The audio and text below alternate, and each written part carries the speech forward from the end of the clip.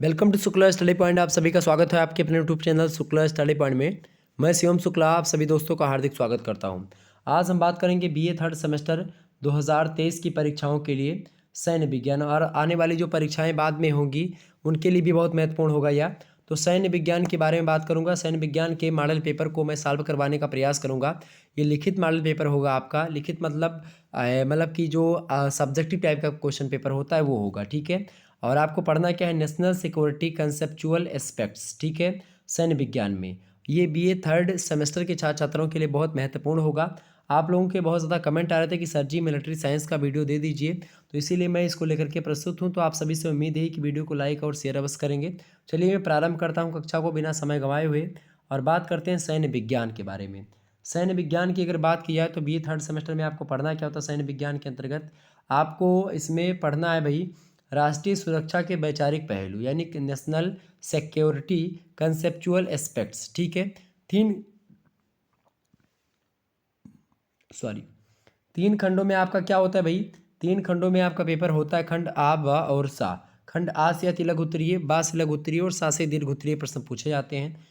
बात की जाए जो अति लघु उत्तरीय प्रश्न होते हैं उनकी संख्या 10 होती है। 10 के 10 प्रश्नों को आपको करना होता है, ठीक है। 2 नंबर का एक प्रश्न होता है, 10 क्वेश्चन करने होते हैं, 20 नंबर आपको अति लघु उत्तरीय से मिलते हैं। 50 शब्दों में एक प्रश्नों के उत्तर को आपको लिखना होता है।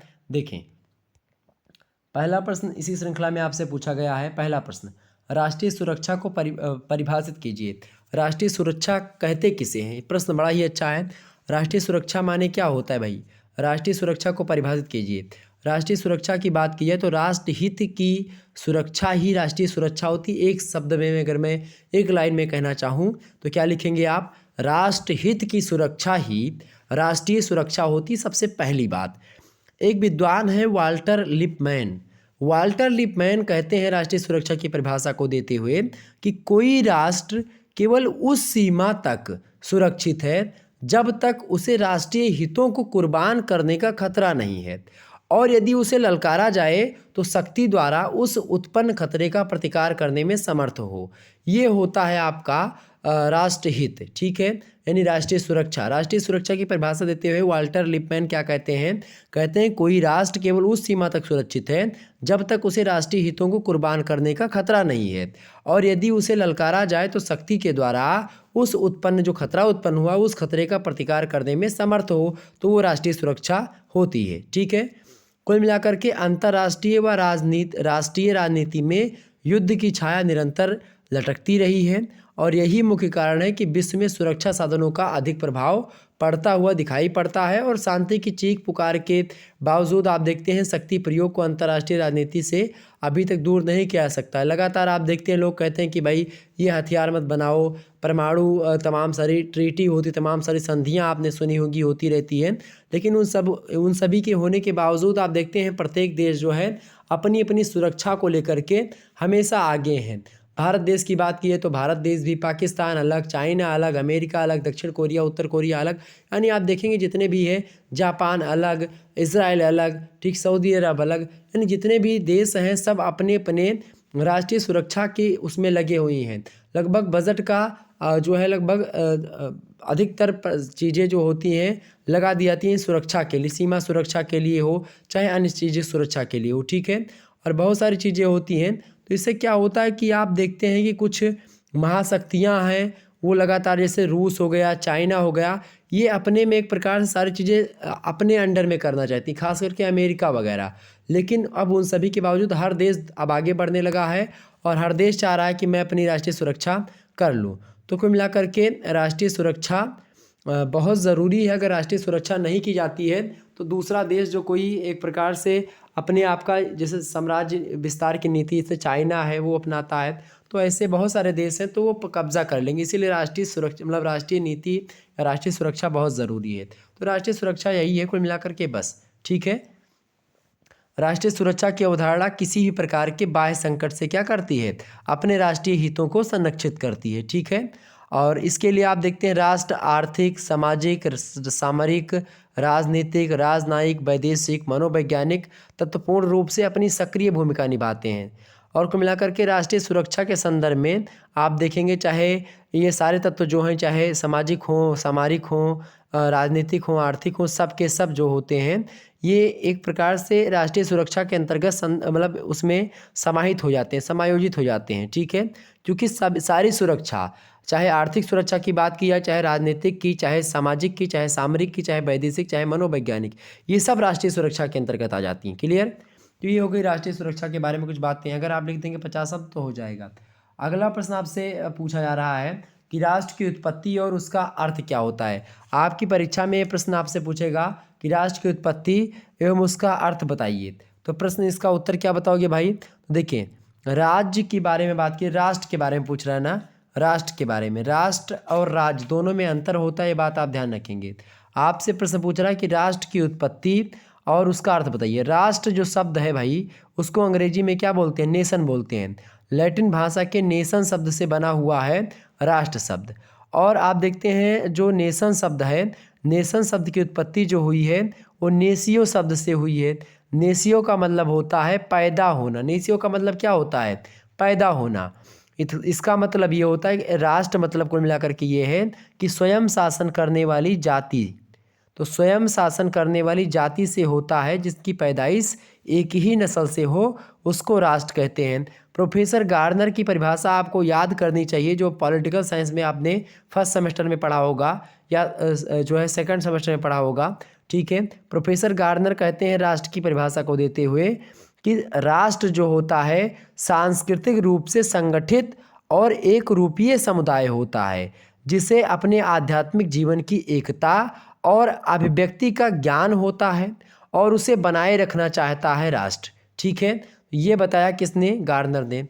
जबकि राष्ट्र के बारे में बर्गेस कहते हैं कि राष्ट्र जो होता है जातीय एकता के सूत्र में बंधी हुई वह जनता है जो एक निश्चित भूखंड में निवास करती है। यानी एक ऐसी जनता जो कि जो है राष्ट्र जातीय एकता के, मतलब जो जातीय जो बर्गेस हैं वो कहते हैं कि राष्ट्र जो होता है वो जातीय एकता के सूत्र में बंधी हुई जनता होती है। यानी किसकी एकता में? तो राष्ट्रीय एकता, मतलब सॉरी, जातीय एकता में बंधी हुई जनता जो कि क्या करती, कहाँ पर रहती? एक निश्चित भूभाग में निवास करती है, एक निश्चित भूभाग में रहती है, उसको राष्ट्र कहते हैं। तो राज्य, किसी भी निश्चित राज्य या राष्ट्र की बात की है, यहाँ पर राष्ट्र की बात, नेशन की बात मैं कर रहा हूँ। तो राष्ट्र किसी निश्चित भूप्रदेश पर निवास करने वाले मनुष्यों का राजनीतिक संगठन होता है कुल मिलाकर के। जबकि राष्ट्र का संगठन जो होता है, देखिए यहाँ पर राज्य के बारे में भी आपको बता दूं, राज्य जो होता है ब्लंट सली कहते हैं कि राज्य एक निश्चित भूभाग में रहने वाले राजनीतिक तौर पर संगठित लोगों का समूह होता है। ठीक है, जबकि जो राष्ट्र होता है इसका मतलब होता है उन मनुष्यों से होता है या उन मनुष्यों के समुदाय से होता है जो समान भाषा बोलते हैं, समान धर्म होता है, सभ्यता संस्कृति के सूत्र में सभी में बंधे होते हैं, समान भाषा में बंधे होते हैं, समान धर्म में बंधे होते हैं, समान संस्कृति में बंधे हुए होते हैं, समान सभ्यता में बंधे हुए होते हैं। तो उसी एक सूत्र में बंधे हुए होते हैं, तो वो होता है राष्ट्र। और राज्य क्या होता है? राज्य जो होता है, राज्य किसी निश्चित भूप्रदेश में निवास करने वाले मनुष्यों का राजनीतिक संगठन राज्य कहलाता है। और राष्ट्र जो होता है वो उन मनुष्यों से होता है जो समान भाषा, धर्म, सभ्यता और संस्कृति के सूत्र में बंधे रहते हैं। क्लियर? राज्य और राष्ट्र में अंतर यह है कि राज्य का अस्तित्व निश्चित तत्वों पर आधारित होता है, जो राष्ट्र होता है उसका अस्तित्व भावात्मक और आध्यात्मिक एकता पर आधारित होता है। और ये ऐसी भावात्मक और आध्यात्मिक एकता ना तो राज्य पैदा करता है और ना ही इसे नष्ट कर सकता है, इसको केवल राष्ट्र पैदा कर सकता है। ठीक है, ये बात ध्यान रखेंगे। राज्य और राष्ट्र की सीमाएं चाहे समान नहीं है, लेकिन फिर भी राज्य की बात की जाए तो राज्य संस्था में संगठित होने पर ही राष्ट्र अपनी भावात्मक और आध्यात्मिक एकता विकसित कर पाता है। यानी कि राज्य के लिए राष्ट्र जरूरी है, मतलब दोनों का एक प्रकार से कॉम्प्लीमेंट मान सकते हैं, पूरक हैं एक दूसरे के। तो ये हो गया राष्ट्र के बारे में।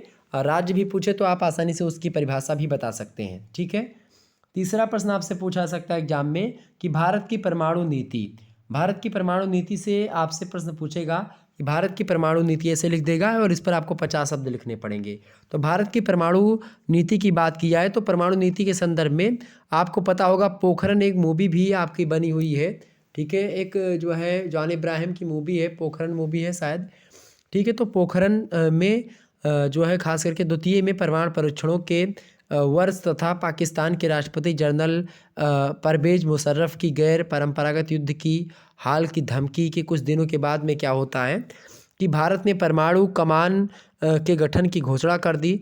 मंत्रिमंडलीय समिति ने स्थिति की समीक्षा करी और किसी भी संभावित स्थिति में जवाबी परमाणु हमले के लिए वैकल्पिक कमान श्रृंखला की व्यवस्था करने का अनुमोदन कर दिया गया। यानी कि अगर मान लेते हैं कोई देश जो है भारत पर हमला करता है, कोई कार्रवाई करता है, परमाणु हमला करता है मान लेते हैं, तो चूँकि आए दिनों बहुत सारे लोग जो है धमकी देते रहते हैं, तो इसके लिए भारत सरकार ने कहा कि मैं जवाबी हमले के लिए नहीं, अगर कोई मुझ पर परमाणु हमला करेगा तो मेरे पास भी परमाणु होना चाहिए ताकि मैं उसका जवाब दे सकूं, ठीक है, परमाणु से। तो एक प्रकार से इसके लिए बनाने के लिए क्या किया गया, एक जो है भारत ने क्या करा, 8 सूत्री परमाणु सिद्धांत की घोषणा करी और बयान में यह कहा गया कि भारत परमाणु हथियारों का पहले इस्तेमाल नहीं करेगा, लेकिन अगर भारतीय क्षेत्र में या दुनिया में कहीं भी भारतीय बलों पर परमाणु हमला होने पर जवाब देने के लिए परमाणु विकल्प का इस्तेमाल किया जा सकता है।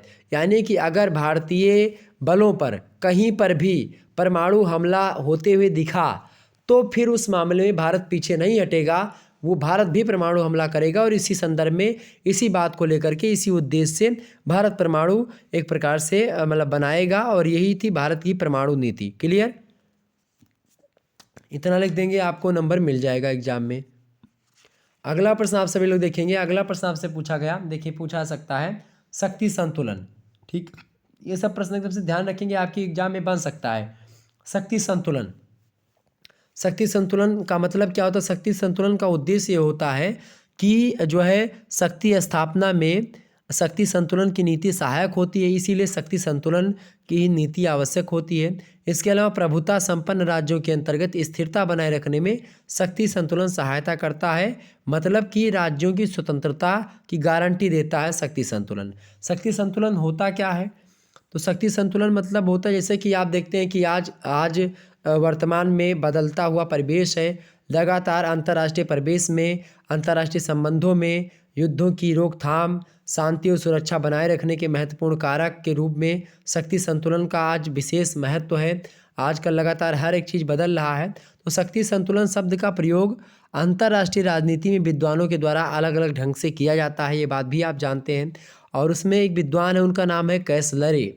कैसलरे महोदय कहते हैं शक्ति संतुलन की परिभाषा को देते हुए कि राष्ट्र परिवार के सदस्यों के बीच ऐसी उचित संभावना बनाए रखना जिससे उनमें से कोई भी इतना ताकतवर ना हो कि वह अपनी इच्छा दूसरों पर लाद सके।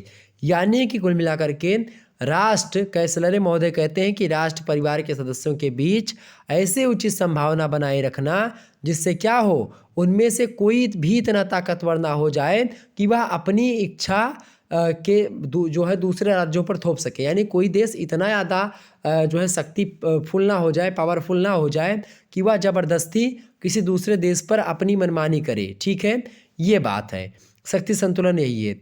तो इसके अलावा और भी चीज़ें हैं तमाम सारे, जैसे कि जो है सलीचर शक्ति संतुलन को व्यक्तियों और समुदायों की अपेक्षित शक्ति की ओर संकेत मानते हैं।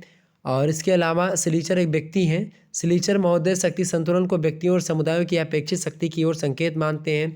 पार्कर एंड पार्किंस जो हैं ये शक्ति संतुलन सिद्धांत को अंतर्राष्ट्रीय संबंधों का एक बुनियादी सिद्धांत मानते हैं। कुल मिलाकर के शक्ति संतुलन को स्थिर रखना बहुत बड़ा कठिन है, और फिर भी हस्तक्षेप, संधियों, मुआवजा, बंटवारा, विभाजन, शासन, शस्त्रीकरण, निशस्त्रीकरण, मध्यवर्ती राज्य स्थापित करके शक्ति संतुलन को स्थापित किया जाता है। आप देखते हैं लगातार संधियाँ होती रहती हैं, वर्तमान में कई सारी संधियाँ हैं, तमाम सारी संधियाँ आपने नाम सुना होगा, जैसे ये जो NPT संधि है उसका नाम आप लोगों ने सुना होगा। इसके अलावा आपने और भी तमाम सारी चीज़ों को सुना होगा, ठीक है, तमाम सारी संधियाँ हुई हैं, ठीक है। तो उन संधियों के द्वारा क्या होता है, ये बताया था कि भाई आप ये नहीं करोगे, ये नहीं करोगे, तमाम सारी संधियों के माध्यम से ये सारी चीज़ें तो होती हैं, ठीक है। आगे बढ़ते हैं, तो ये होगा शक्ति संतुलन। कुल मिलाकर के आप देखेंगे वर्तमान में तो राजनीतिक परिवेश में परमाणु आयुधों और प्रक्षेपास्त्रों के विकास ने क्या कर दिया है, अंतर्राष्ट्रीय संबंधों में शक्ति के प्रयोग की अवधारणा को गुणात्मक रूप से परिवर्तित कर दिया है, पुराने शक्ति संतुलन सिद्धांत को परिवर्तित कर दिया है। आजकल थोड़ी से बवाल पर क्या हो सकता है, बहुत बड़ा कांड हो सकता है। अगर थोड़ा सा जो है संतुलन बिगड़ा तो पूरा पृथ्वी खतरे में आ सकती है। अगर एक देश ने किसी पर परमाणु हमला किया तो उससे दूसरे देश भी इफेक्टेड हो सकते हैं, ठीक है।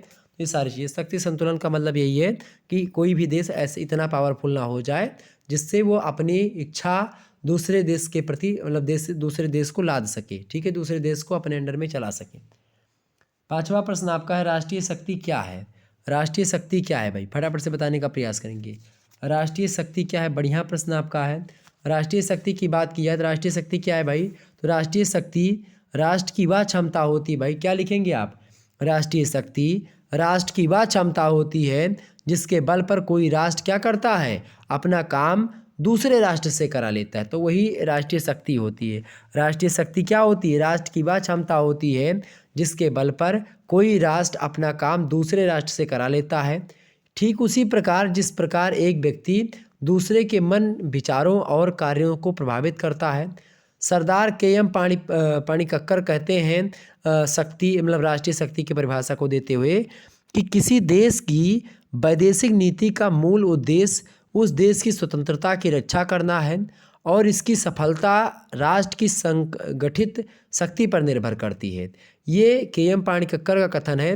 वो कहते हैं किसी देश की जो वैदेशिक नीति होती, विदेश की नीति होती है, उसका उद्देश्य यही होता है कि उस देश की स्वतंत्रता की रक्षा की जाए और इसकी सफलता राष्ट्र की संगठित शक्ति पर निर्भर करती है। ये बात बताई के.एम. पाणिक्कर ने, ठीक है, क्लियर। और कुल मिलाकर के प्रत्येक युग में राष्ट्रों की शक्ति अर्जित करने की हर संभव कोशिश की जाती है और आज भी आप देखते हैं कि राजनीति के क्षेत्र में शक्ति को राजनीति का मूल तत्व माना जाता है। शक्ति के तमाम सारे रूप हैं, जैसे कि आप देखते हैं सैनिक शक्ति हो गई, आर्थिक शक्ति हो गई, मत शक्ति हो गई, ये तमाम सारी शक्तियाँ ही हैं, ये राष्ट्रीय शक्ति के ही रूप हैं एक प्रकार से। अब बात की जाए, कोई राष्ट्र जब क्या करता है, तमाम सारे साधनों के माध्यम से अपने उद्देश्यों को प्राप्त नहीं कर पाता है तो उसे सैनिक शक्ति का सहारा लेना पड़ता है। तो इस प्रकार स्पष्ट हो जाता है कि राष्ट्रीय शक्ति के मूल में सैन्य शक्ति का ही समावेश है। यानी कुल मिलाकर के जो राष्ट्रीय शक्ति है इसका तात्पर्य आप किससे ले सकते हो, सैन्य शक्ति से ले सकते हो। साथ ही सैन्य शक्ति की संरचना में तमाम सारे तत्व प्रभावशाली भूमिका निभाते हैं और इस प्रकार मार्ग में शक्ति के निर्धारक तत्वों को हम दो तत्वों का उल्लेख कर सकते हैं। एक तो पहले वे तत्व जो मूर्त अथवा अस्थायी हैं, दूसरे वे तत्व जो कि अमूर्त और अस्थायी हैं, यानी कि दिखाई नहीं देते हैं और ना ही वो अस्थायी हैं, ठीक है। दोनों तत्वों के सम्मिलित योगदान से राष्ट्रीय शक्ति का निर्माण होता है और तमाम सारे तत्व होते हैं, जैसे कि भूगोल भी एक तत्व है राष्ट्रीय शक्ति का, प्राकृतिक स्रोत भी राष्ट्रीय शक्ति का एक तत्व है, औद्योगिक क्षमता भी है, सैनिक तैयारियाँ, तकनीकी क्षमता, जनसंख्या, राष्ट्रीय मनोबल, इंटेलिजेंस या सूचना, कूटनीति के गुण, सरकार की योग्यता, ये सब राष्ट्रीय शक्ति के ही उदाहरण हैं, उसके तत्व हैं। क्लियर, समझ में आ गई बातें, आगे बढ़ते हैं। पांचवा प्रश्न आप सभी लोग देखेंगे। पांचवा प्रश्न आपका दिया हुआ है भाई।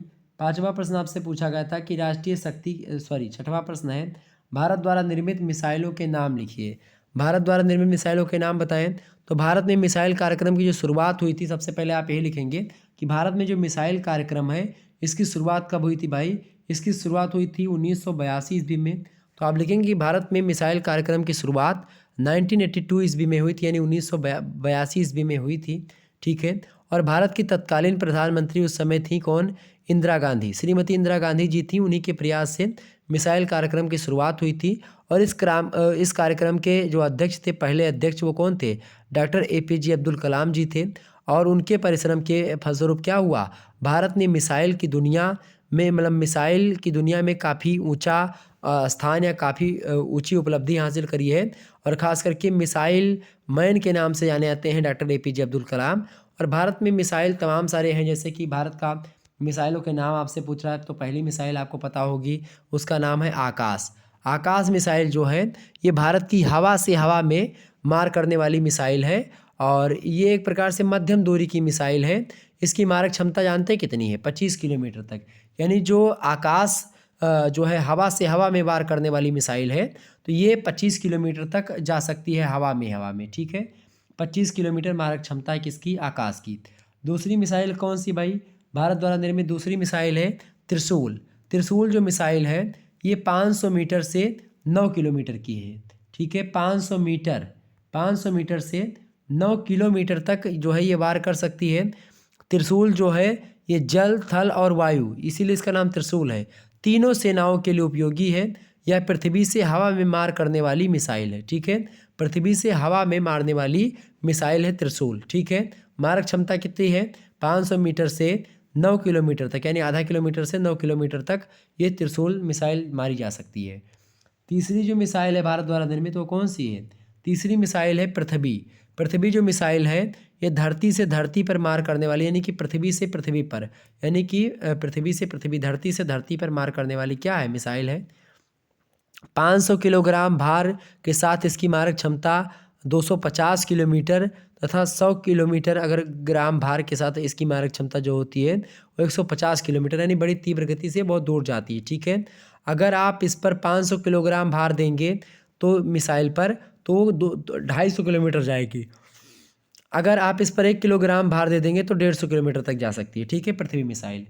चौथी मिसाइल है अग्नि। अग्नि मिसाइल जो है स्वदेशी तकनीकी पर आधारित है और भारत की सबसे लंबी दूरी तक मार करने वाली मिसाइल जो है ये अग्नि है। और इसकी मारक क्षमता कितनी है? 1000 किलोमीटर, मतलब 1000 किलोग्राम का भार लेकर के 2000 किलोमीटर से लेकर के 2500 किलोमीटर तक अग्नि मिसाइल मारी जा सकती है। ठीक है,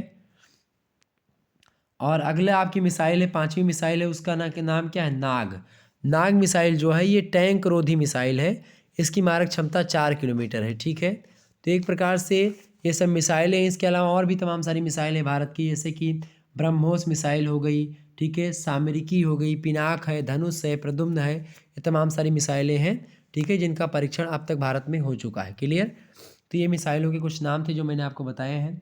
7वां प्रश्न आपसे पूछा जा सकता है। देखिए, प्रश्न आपसे है आक्रमणात्मक हथियार, यानी कि आक्रमण करने वाले हथियार। देखिए, हथियार कई प्रकार के होते हैं।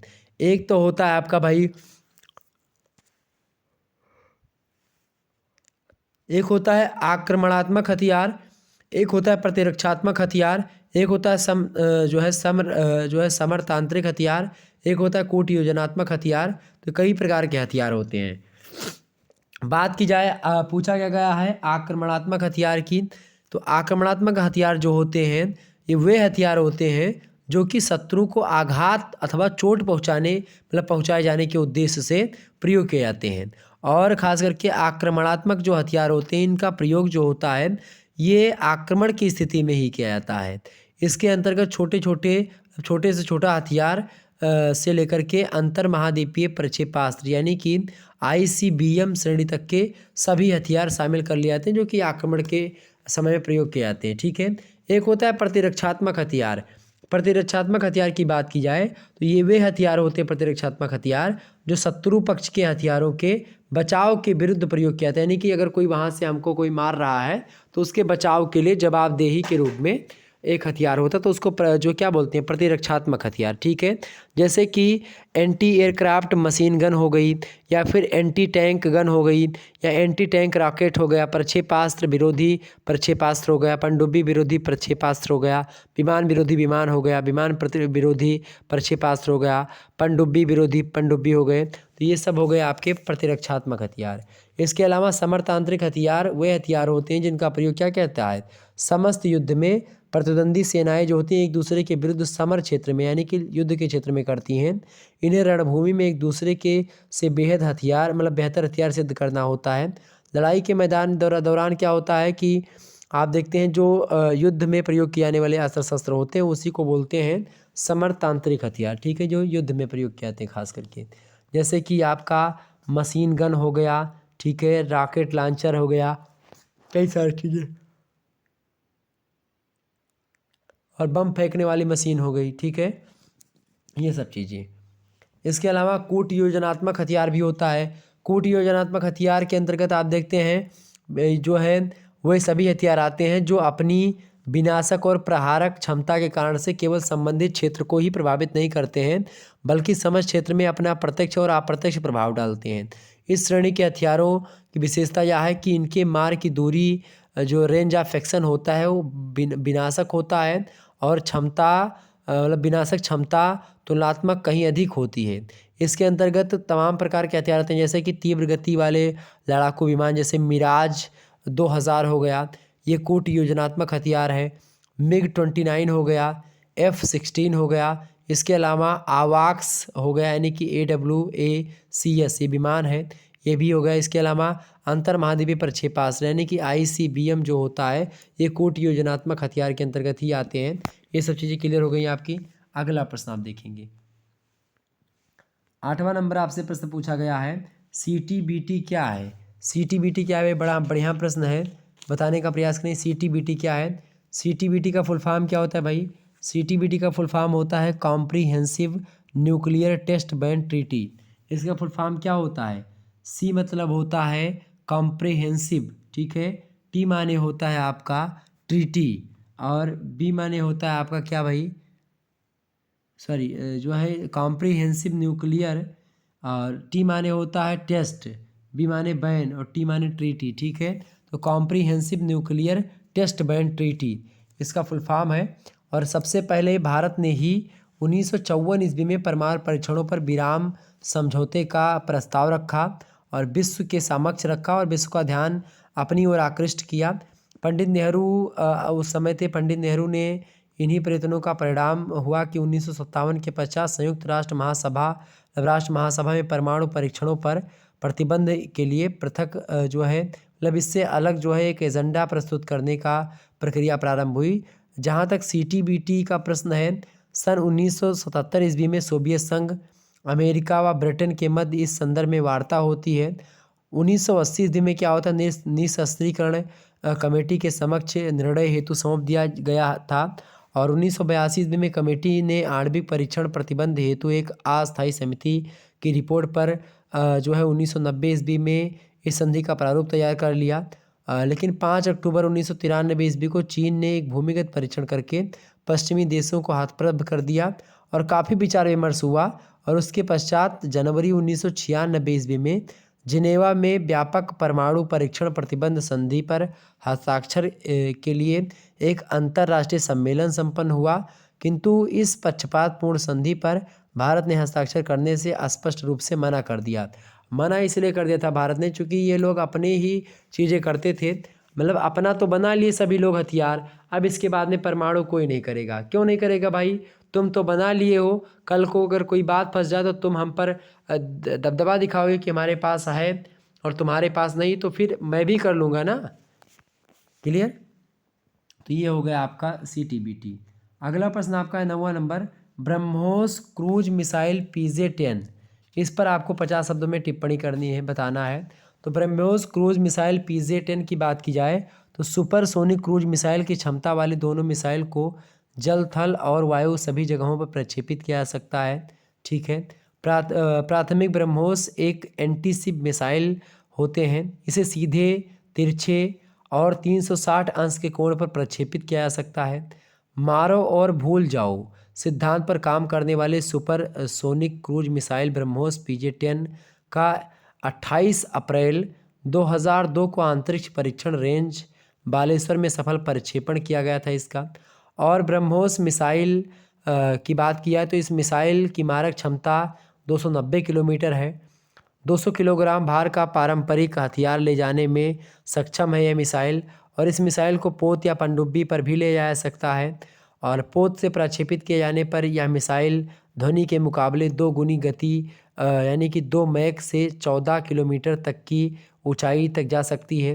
ध्वनि के मुकाबले 2 गुनी गति 2 मैक से 14 किलोमीटर तक की ऊंचाई तक जा सकती है, ये बात ध्यान रखेंगे, ठीक है। कुछ परिवर्तन के साथ इसे विमान से भी ले जाना संभव है। और इस मिसाइल का विकास भारत और रूस ने फरवरी 1998 ईस्वी में एक समझौते के तहत किया था। इसे नौसेना व थल सेना को 21 जून 2007 को सौंप दिया गया है।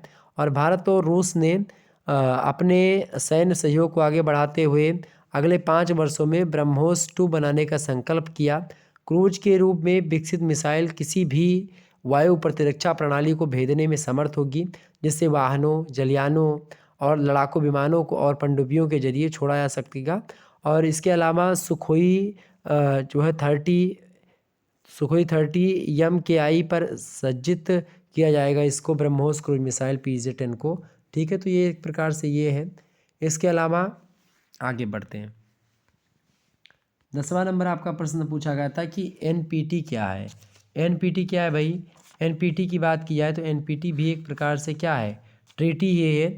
NPT का फुल फॉर्म होता है ट्रीटी ऑन द नॉन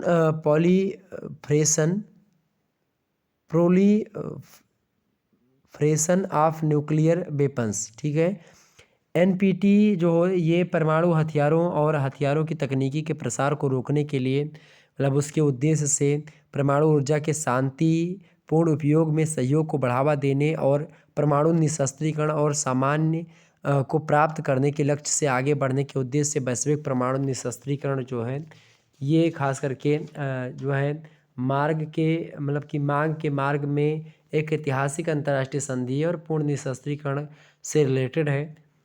और ख़ास करके इस संधि के द्वारा, NPT के द्वारा एक बहुपक्षीय संधि में एकमात्र बाध्यकारी प्रतिबद्धता का प्रतिनिधित्व परमाणु हथियार राज्यों द्वारा निशस्त्रीकरण के लक्ष्य के लिए जो है क्या किया गया, लक्ष्य के लिए करती है। आप देखेंगे अमेरिका, ब्रिटेन, सोवियत संघ और 59 देशों द्वारा 1 जुलाई 1968 को NPT पर हस्ताक्षर किए गए थे। NPT के अंतिम मसौदे पर 1968 ईस्वी में परमाणु युद्ध के खतरे को देखते हुए परमाणु हथियारों के व्यापक प्रसार को रोकने पर एक समझौते के समापन के रूप में देशों द्वारा, तमाम सारे देशों के द्वारा हस्ताक्षर किए गए थे।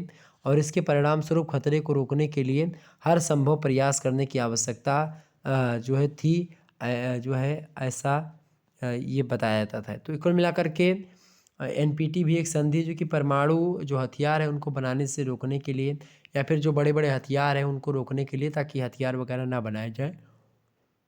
ठीक है, तो ये है एक प्रकार से थोड़ा सा चीज़ें। अब आगे आपको यहाँ पर बता दूं मैं कि अब आगे आपके जो प्रश्न हैं ये सारे के सारे प्रश्न आपके लघु उत्तरीय और दीर्घ उत्तरीय के आएंगे, तो इन पर चर्चा कर लेंगे आने वाले समय में हम। और भी आपका महासंग्राम वीडियो भी मैं जल्दी दे दूँगा, आपको टाइम मिलेगा जल्दी, जैसे मुझे टाइम मिलता है। थोड़ी सी तबीयत मेरी और सही होती है तुरंत मैं और चीज़ों के बारे में बताने का प्रयास करूँगा।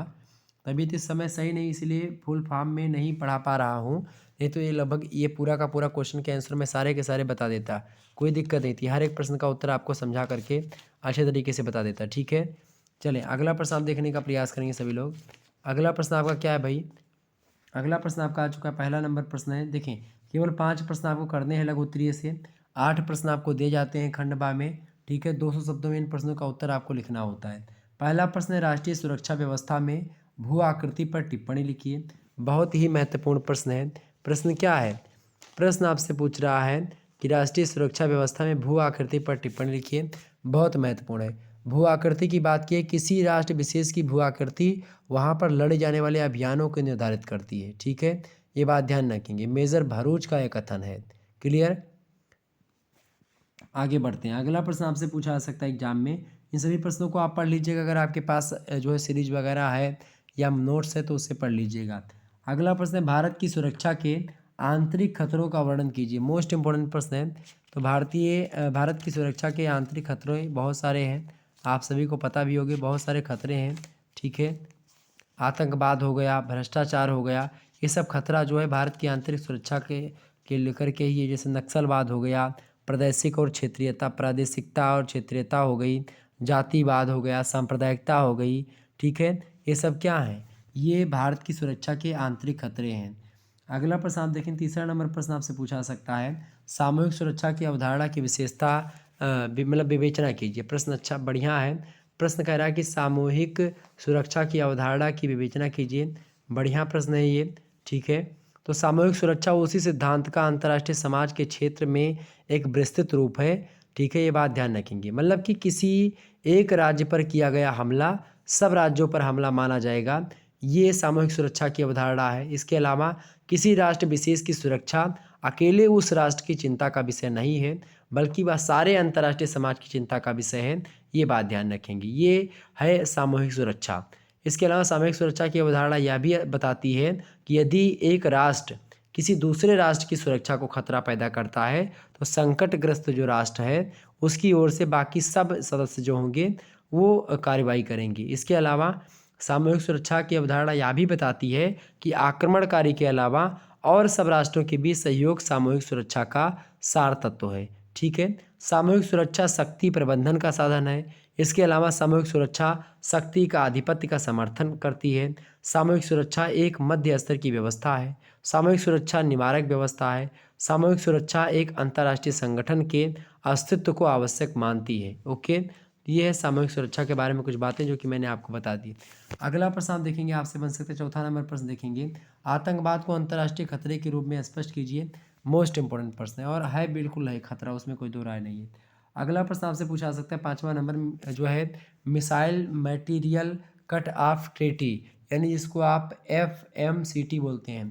तो ऑप्शन में आपसे पूछ सकता है प्रश्न कि FMCT का फुल फॉर्म बताएं। तो missile material cut off treaty, ये जो है इसका फुल फॉर्म है missile material cut off treaty. Okay, ये बात ध्यान रखेंगे इसका। क्लियर, आगे बढ़ा जाए।